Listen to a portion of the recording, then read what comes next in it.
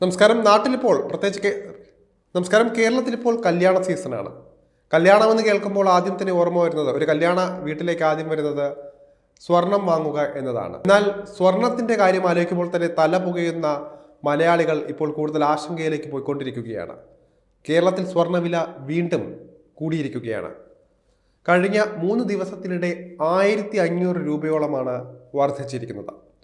നേരത്തെ വലിയ ഇടിവ് രേഖപ്പെടുത്തി ആശ്വാസം പ്രകടിപ്പിച്ചിരുന്ന സ്വർണം അതിവേഗം തിരിച്ചു കയറുകയാണ് ഇപ്പോൾ. അമേരിക്കൻ പ്രസിഡന്റ് തിരഞ്ഞെടുപ്പ് നൽകിയ ആശ്വാസം തീർന്നു എന്നാണ് വിപണിയിൽ നിന്നുള്ള വിവരം. ഈ മാസം ഏറ്റവും ഉയർന്ന പവൻ വില 59,080 രൂപയായിരുന്നു. ഏറ്റവും കുറവ് 55,480 രൂപയും.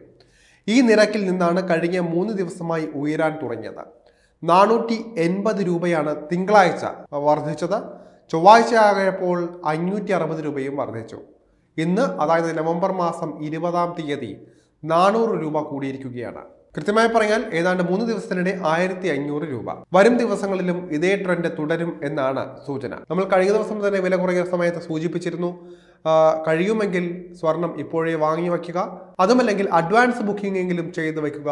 കാരണം വിവാഹ ആവശ്യങ്ങൾ ഒരുപാട് പേർക്ക് വരുന്നുണ്ട്. അതുകൊണ്ട് തന്നെ ഇനി കുറയും, സ്വർണ്ണവില കുറയുമെന്ന് കാത്തിരിക്കാതെ പറ്റുമെങ്കിൽ നേരത്തെ തന്നെ സ്വർണം അഡ്വാൻസ് ബുക്കിങ്ങിന് രേഖപ്പെടുത്തി ആ സ്കീമിലേക്ക് ചേരുന്നത് ഉത്തമമാണെന്ന് നേരത്തെ തന്നെ നമ്മൾ പറയുന്നതാണ്.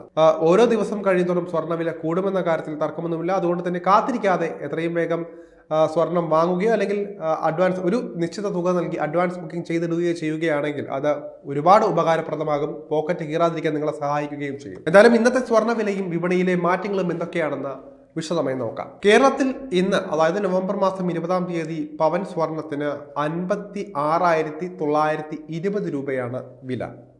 ഗ്രാമിന് 50 രൂപ വർദ്ധിച്ച് 7,115 രൂപയിൽ എത്തിയിട്ടുണ്ട്. 18 കാരറ്റ് സ്വർണം ഗ്രാമിന് 40 രൂപ വർദ്ധിച്ച 5,870 രൂപയിൽ എത്തിയിട്ടുണ്ട്. വെള്ളിയുടെ വില മാറ്റമില്ലാതെ ഗ്രാമിന് 99 രൂപ നിരക്കിൽ തുടരുകയാണ്. ആഗോള വിപണിയിലും സ്വർണ്ണവില കൂടുന്നതാണ് ട്രെൻഡ്. ഔൺസ് സ്വർണം $2,640 നിരക്കിലാണ് ഇപ്പോൾ വ്യാപാരം. 2,550 നേരത്തെ ഇടിഞ്ഞിരുന്നു. ഡോളർ സൂചിക 106.26 എന്ന നിരക്കിലാണ് ഉള്ളത്. ഡോളർ കരുത്ത് വർദ്ധിപ്പിച്ചാൽ സ്വർണ്ണവില കുറയും. അതേസമയം ക്രൂഡ് ഓയിൽ വില കൂടുന്ന ട്രെൻഡ് കാണിക്കുന്നുണ്ട് എങ്കിലും വൻ മുന്നേറ്റമൊന്നുമില്ല. ബ്രന്റ് ക്രൂഡ് ബാരലിന് $73.28 പുതിയ വില. രൂപയുടെ മൂല്യം ആശങ്കപ്പെടുത്തുന്നുണ്ട്. ഡോളറിനെതിരെ 84.40 എന്ന നിരക്കിലാണ് രൂപ ഉള്ളത്. ഇത് ആഭ്യന്തര വിപണിയിൽ തിരിച്ചടിയാണ്. പവൻ വില 57,000 അടുത്ത സാഹചര്യത്തിൽ ആഭരണം വാങ്ങുന്നതിനുള്ള ചിലവും വർദ്ധിക്കുന്നതാണ്. ഓരോ ദിവസവും രാവിലെ വ്യാപാരികൾ സ്വർണ്ണവില പുതുക്കി നിശ്ചയിക്കാറുണ്ട്. ആഗോള വിപണിയിലെ വില, മുംബൈ വിപണിയിലെ വില, ഡോളർ രൂപ മൂല്യം എന്നിവ ഒത്തുനോക്കിയാണ് വില നിശ്ചയിക്കുക.